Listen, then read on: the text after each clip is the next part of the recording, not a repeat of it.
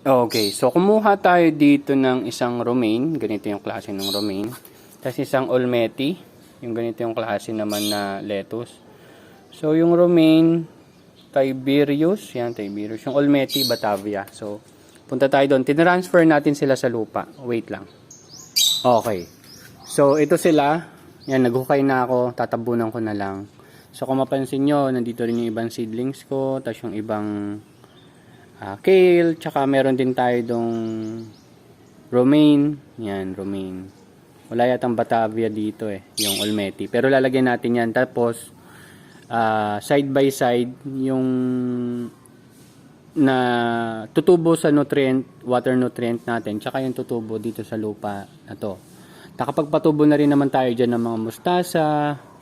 Kaya sa palagay ko tutubo rin sila. Pero ang tanong,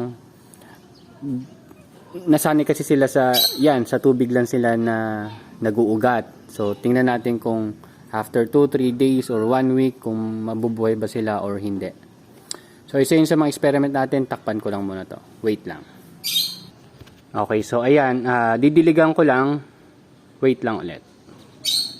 Okay, so ayan, nadiligan ko na. Maglalagay na lang tayo dito ng Batavia. Ito baka ilipat ko na to. Inisip ko kasi kung magagawa pa akong seedlings dito kasi nagsiset up tayo ngayon ng indoor na seedling. Tulad ng sa ibang topic na lang yon. So, kuha muna tayo ng Batavia. Wait lang. Okay, so inalis na muna natin yung seedling dito. So, ito yung pinalit natin. Yan, katulad nun.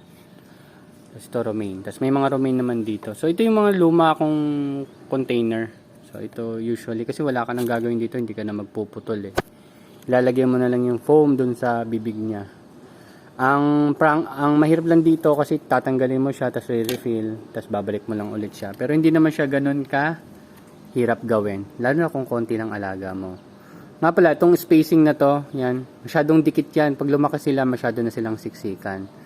So hangga't maaari sana at least mga dito tapos susunod doon dito na yung susunod na halaman para may space sila.